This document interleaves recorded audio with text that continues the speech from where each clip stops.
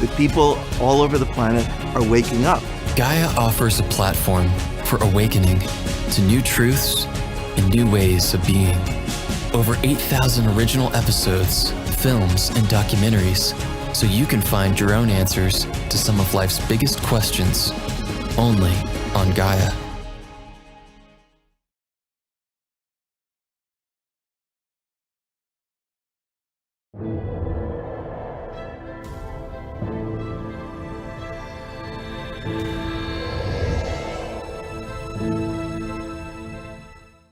All right, welcome back to Cosmic Disclosure. I'm your host, David Wilcock. I'm here with Corey Good, and in this episode, we are bringing you none other than John Lear, the son of the inventor of the Learjet. And in this first segment, you're going to see him share his background with you. So without further ado, I bring you John Lear.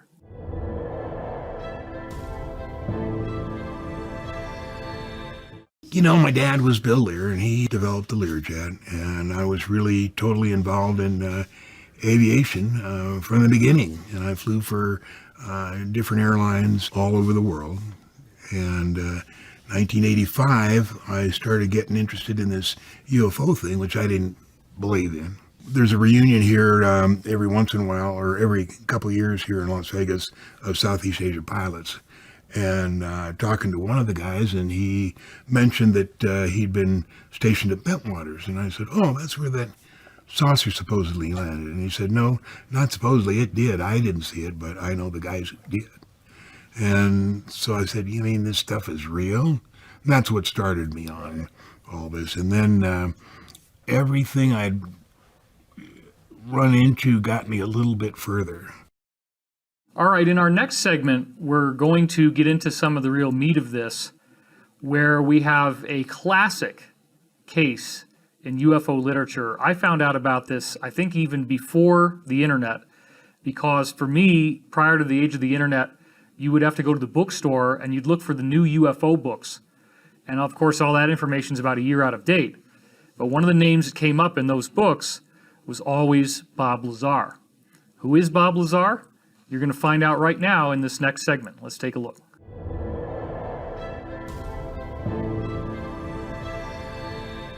His name was Gene Huff, the appraiser, and we were talking about UFOs, and Bob Lazar was sitting there rolling his eyes, and he said, you know, you guys are nuts. He said, I worked at Los Alamos. If there'd have been anything secret like that, I would have known. And, you know, I've heard that so many times. It's incredibly ignorant people that say, I would have known. Anyway, during the rest of the summer, we gave Bob enough information that he could check with his friends that still worked at Los Alamos to find out that, well, yeah, something's going on because they do know a lot of stuff. So he called up Dr. Teller, who he'd met at Los Alamos, and said he wanted to re-enter the scientific field. And Teller said, do you want to work with me at Livermore here in California, or do you want to work in Nevada? Bob said, I want to work at Area 51. Teller said, okay, let me get back with you. So this was in October of '88, and Bob then, over the next several weeks, got 3 interviews.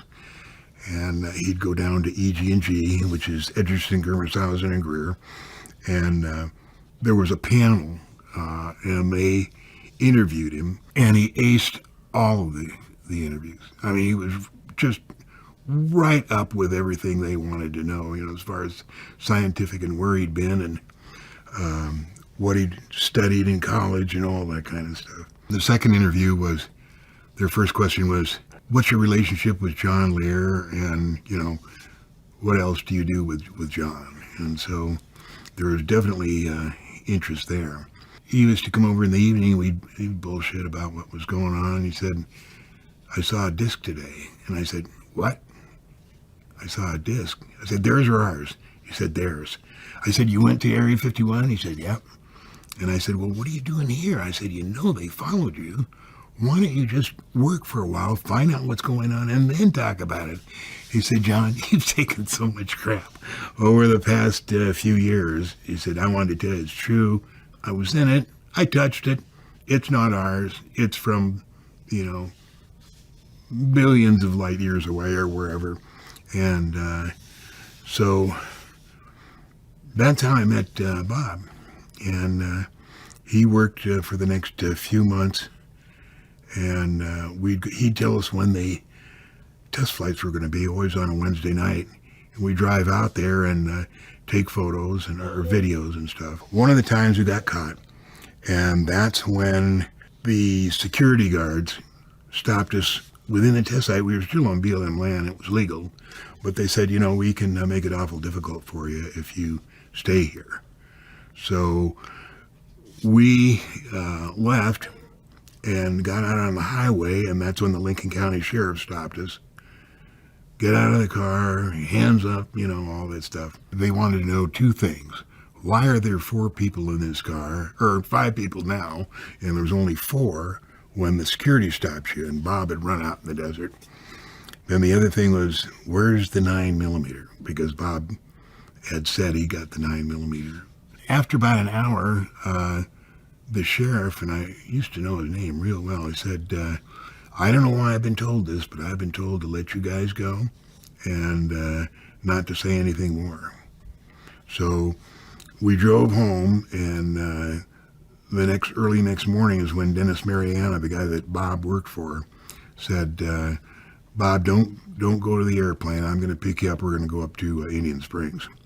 And Indian Springs is now Creech Air Force Base, and that's where the center for all test site security activities are. And they took him there, took him out of the car with a gun in his ear and said, now, Bob, when we gave you this clearance, it didn't mean you were supposed to take all your friends and tell them about the flying saucers. So at that time, Bob's wife was having an affair with her flight instructor, which Bob didn't know about, but which they knew about because they were listening. All his phones, everything was tapped. My house, Bob's house, Gene's house, everything. So they said, when you get your life straightened out, you're welcome to come back. And Bob said the reason he never went back was the fact that the last 2 trips he made up to Area 51, he could remember getting on the 737 to go to Groom Lake and getting off, but nothing in between. No working, no what he did, none of that. So that bothered him. He wanted to know what he was going to be working on, but their mind control is so far advanced now. So Corey, I wanted to start when he mentioned Edgerton, Germanhausen, and Greer, I think is the name of the EG&G defense contractor. EG&G is one of these ICC companies that pops up all over the place. Okay, so they are directly involved in reverse engineering spacecraft of an advanced nature. Yes, working on different components of them now. Okay, now he also mentioned Los Alamos, and some people might be tutting on that one and saying, oh, that's just a nuclear facility. Are they really only messing around with nuclear weapons there, or is there something more? No, there's always other programs being run underneath. I thought it was very interesting when he stated that Bob Lazar rolled his eyes and said, if there's anything going on there, I would have known about it. I had an incident when I worked at the Federal Reserve. One of the guys that worked under me, out of the blue, stands up from his desk, turns to me, and he was in the Air Force for like 8 years. And he said, I worked at all these places that they say UFOs are being flown at and reverse engineered. And he said, if this really existed, I would know about it. And he was just looking at me. And I was like, so that's right. A common thing. A lot of people will work all around this type of activity, and because of the compartmentalization, have no idea what's going on. So if he said that after going back to Area 51 a couple times and having no memory of the work that he did there, and Lear is saying the mind control technology's got that good, is it possible that he also had experienced things at Los Alamos and had gotten blank slated on that as well? He was absolutely blank slated. They had developed the blank slating process way earlier on astronauts, people involved in the space program, and they were even using some of that in our first nuclear program. They were doing studies and doing mind wipes on people chemically, all different types of methods. So this is something that goes back to World War II. Okay, now I want to get into Bob Lazar with you in some detail because the original testimony was extremely fascinating. It shaped my whole career, and he really didn't touch on it at all, but he is the center of how that came into being. So the first thing I want to throw at you is element 115. Bob Lazar's testimony was that there was a super heavy, i.e. transuranic element that has an atomic weight of 115, and that was the source of propulsion for the ship. Now, at the time those books came out, no one had been able to get that heavy of an element to actually form, but Lazar said that once you get up past, I think it was 112 or 113, that all of a sudden it's not radioactive anymore, it becomes a stable element, but that it's very dense. And all you have to do is shoot protons at it, and it gives off tremendous amounts of energy, and that's how the ship is powered. And there's a little sphere that the element 115 is in, it's like a triangle of it, and there's a tube that goes up, which he called a waveguide, and that this was the propulsion system of the ship. So I'm wondering if any of that aspect of Lazar's testimony is anything you can comment on or clarify for us. Was he saying that the propulsion and the power plant were one and the same? Yes. Okay. Yeah, that would make sense for some of the more advanced extraterrestrial craft. But a lot of them were just using torsion fields engines that were very similar to like the Glocka, Okay. that had a separate power plant that would funnel high amounts of electricity to these torsion drives. And there would usually be 3 of them on most of these craft. That's a very important part of what Lazar said as well, and I want to get to that in a minute. Are you familiar with the idea that elements that are super heavy, i.e. with an atomic weight up around 115, could become stable again and non-radioactive, that you could actually hold them without dying? There was the periodic table that was on the wall of various craft I was in when I was working with the scientists, had way more than 112 or 14 or 118 Really? elements on it. All right, in this next segment, we're going to get into Lear and his father's aeronautics company's role in developing what we now think of as the secret space program. This is very fascinating. Check it out.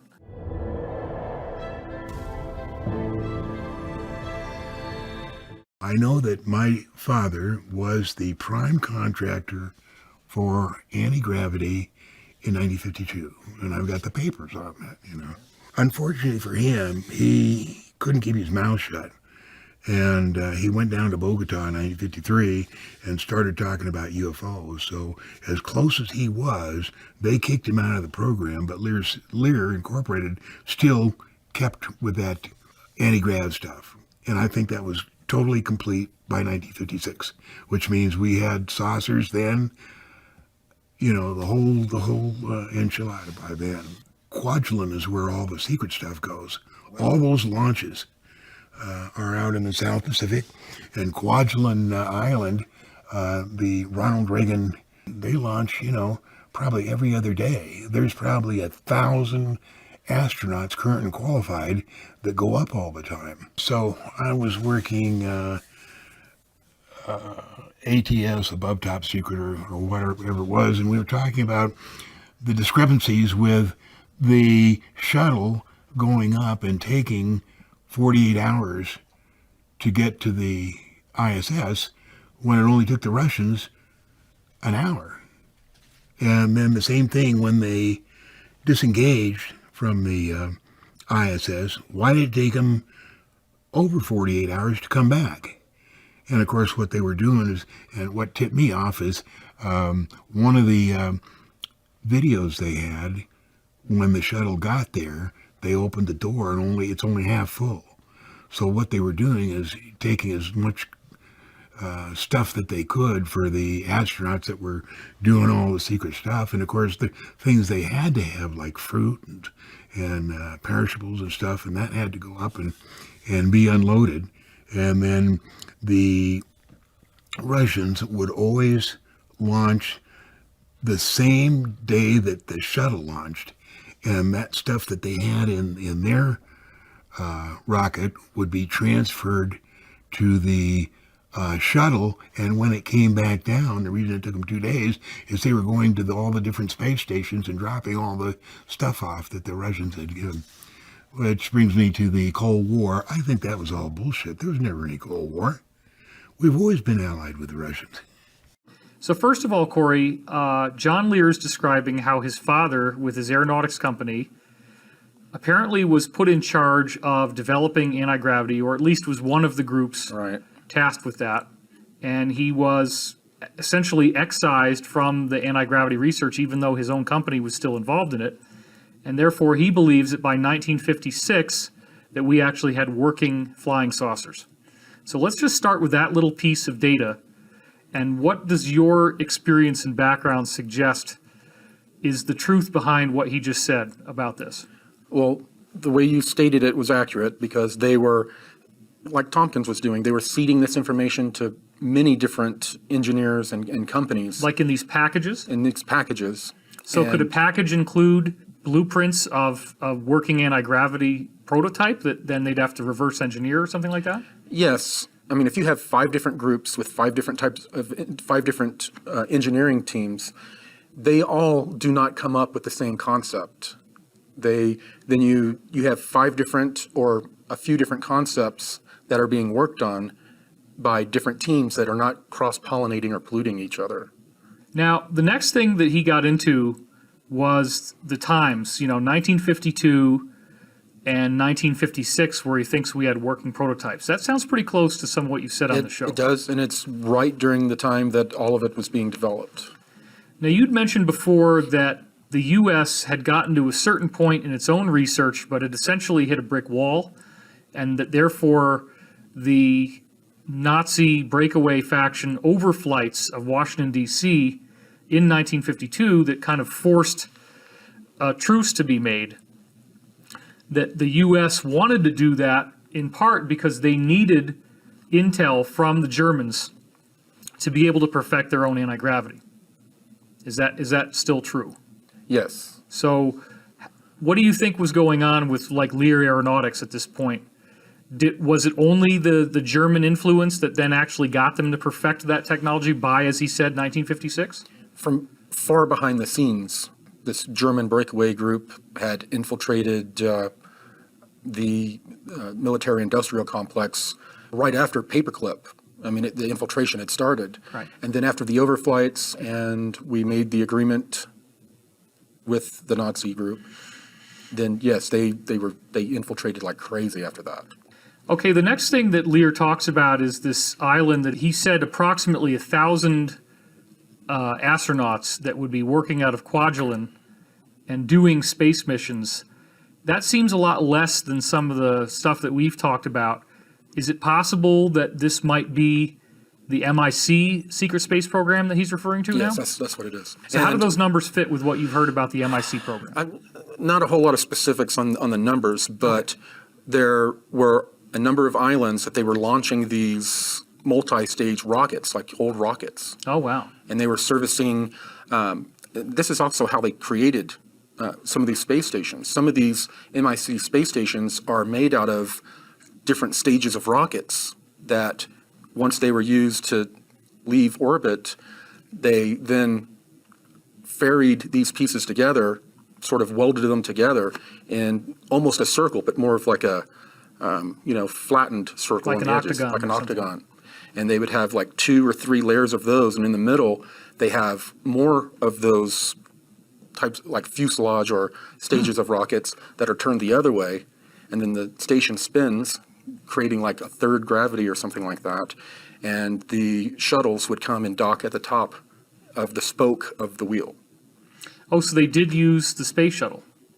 They used a space shuttle, conventional rockets, and later on when they started developing these larger triangular shuttles that they call them shuttles, they had plenty of room to bring all of the food and you're bringing stuff up and you're bringing stuff back.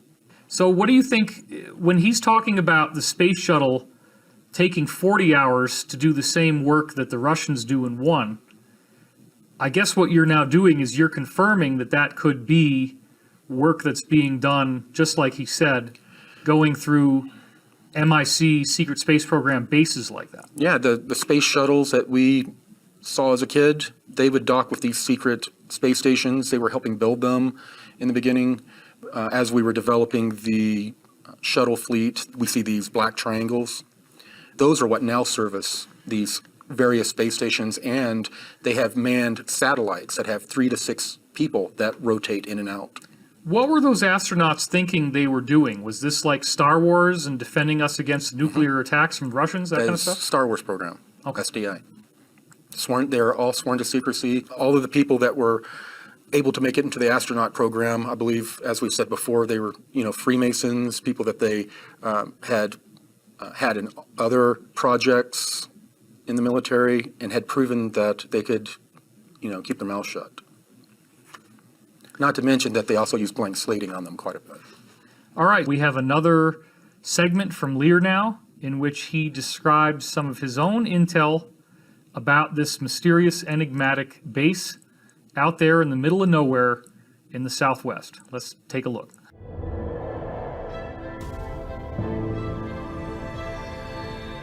I always tell this story about the Area 51. They hired a security guard when they were first cranking up, and he was supposed to sit at one of these hallway intersections. One of the praying mantises comes walking down like this, and the guard looks at him and has a heart attack and dies. So what they did is they were more careful now. They give them, over a period of 3 or 4 weeks, they flash different photos, so that they're they get so scared when one of these things walks down the hallway, Joe Resnick was telling me he was working in a laboratory with a reptilian, and he said they looked just like us, and the only difference was they would close the inner eyelid every once in a while, and it would shock him every time they did that.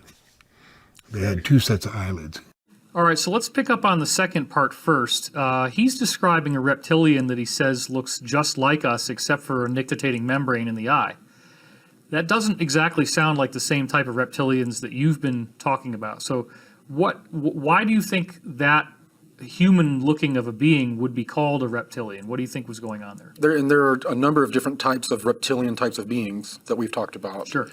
But this could be even a hybrid, for all we know, a human hybrid with reptilian. Since you've personally seen a whole bunch of different types of ETs, did you see any that had a nictitating membrane like what he described? There are a lot of different beings, especially the aquatics, that have a membrane that goes this way, and then they have an eyelid that goes this way. So this kind of gets into the other thing where he's talking about the mantis being. I guess there is a kind of a psychological shock that you're going to face when confronted with extraterrestrial life like this. It's very rare that they're going to just put a person that's not acclimated to non-terrestrials in a situation with non-terrestrials. In the beginning, they'll show pictures of dead non-terrestrials to them, show like a video clip, then they'll get to see a dead one, and they just slowly acclimate them to interacting with these non-terrestrials. They did a lot of testing to see how people would take disclosure, and often they would be military personnel that they would expose to non-terrestrials, and it was never a good reaction. Are the mantis beings one of the most difficult types for us to see?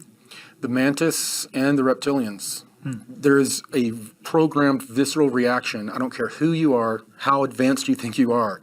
When you first see these beings, your body, before your mind has a chance to process it, your body has some sort of a strange visceral reaction. Pete also has described the sound of the sliding of the chitin as you are around one of these mantis beings, that even the sound of their bodies moving is like very disturbing and makes you feel tense even if you don't see them. Did you ever experience that? Yeah, there were a number of beings that they would have kind of like a insectoid type outer exoskeleton. Huh. And they would make noises or sound almost like fingernail kind of sounds, just, strange kind of sounds, but it wasn't really that disturbing to me. All right, so in this next clip, we're going to have some really contentious information about the idea of the nature of our solar system.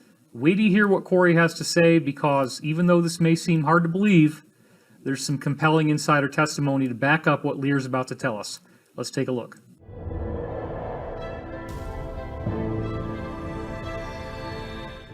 our star system with the sun and allegedly the 9 planets, there's really 40 planets. And many of them are hidden so that we can't see them for various reasons. And they want to keep that all secret. But there is so much going on between all of the 40 planets, their moons, their satellites. Carl Sagan would say, yeah, well, there's probably aliens, but they're millions of years away. No, they aren't. They're right on Earth. Probably 25% of the population, Earth's population, is aliens. Of course, we're aliens too, but... So let's talk about this. Is it possible that there are these other planets out there? Well, there are other planets and planetoids, some of them within and beyond the Kuiper Belt. They call them Kuiper Belt objects. Some of them are being detected, gravitational anomalies are being detected, and, astronomers are beginning to say, yeah, there's something out there.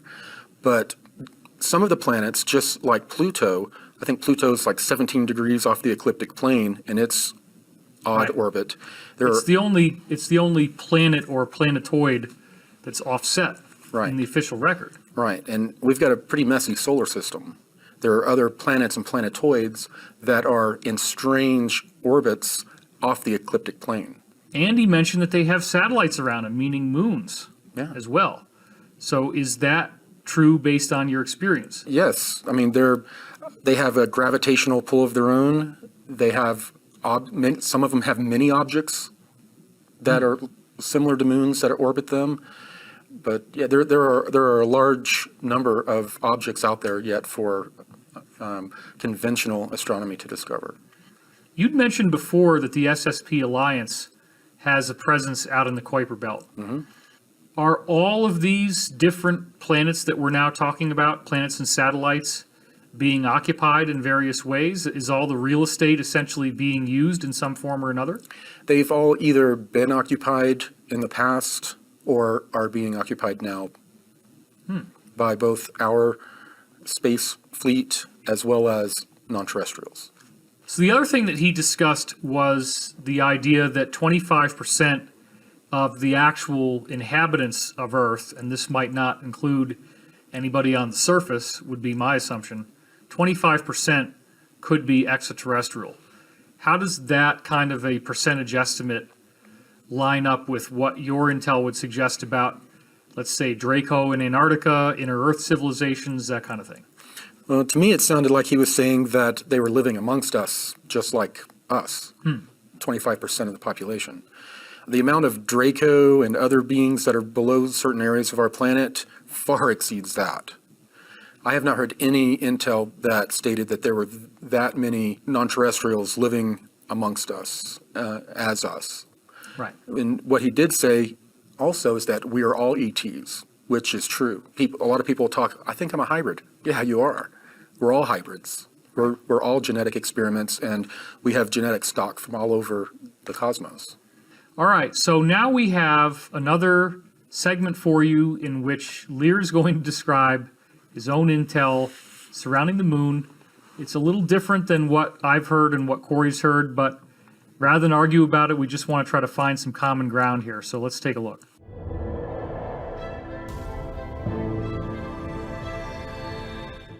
The moon is artificial. The two Russians that wrote the book about the being a spacecraft, they were right on. It was. And there's all kinds of stuff inside the moon. And it's artificial. To monitor us about what's going on, they, the humans that live there are completely separate with the Greys that have the laboratories up there. I estimate there's probably 250 million people on the moon right now. They're not humans like us, but humans from somewhere else. And, we used to think that the Greys would pick up 1 in 10. No, they pick up everybody. And they do it all the time, and they give them updated programs and things like that. And fantastic laboratories they have up there. And we figure there's 7 billion people on Earth. That's a lot of trips. And it said that if they ever showed themselves without the cloaking, the sky would be black all day long with the ships going back and forth, taking all the different people back and forth and doing all the tests and stuff. When Lear was describing the moon being artificial, this, of course, is something you've discussed many times. So did you have any additional thoughts on that part of what he had to say regarding the idea that there could be, he believed, potentially 250,000 people living on the moon? Seems like from some of the stuff we've been talking about, it might be a lot more than 250,000. It very likely is many times that. They have, the moon is so developed out, especially on the inside, as he was saying. There is a very strong claim being made here that everyone on Earth is being subject to these abductions by Greys. I'm not sure where he heard this from, but it doesn't seem like that lines up with what I've heard from other insiders, and I'm curious about what your experience of that type of information would be. Well, I mean, there are a large number of abductions that occur by other beings other than the Greys. Sure. It's, there's a grand experiment going on down here. And there are a large number of people that are being abducted, but it's not everyone. I mean, just the logistics of that. Also, he mentioned that the skies would be full of craft if they were not cloaked. That is there. It wouldn't be black, but we would see an amazing amount of air traffic if they weren't cloaked, both our own craft and theirs. Are there highway type of things or conduits that the craft go in? It's not just totally scattered all over the sky like insects? Right. They have flight corridors that they fly in. Even the Anshar, they have to fly within certain flight corridors. But these craft are flying so fast, they could be flying all around, and you're not going to see them if they're uncloaked unless they stop or are going really slow. They're moving way faster, thousands of frames per second. So, but there is a lot of traffic in these corridors.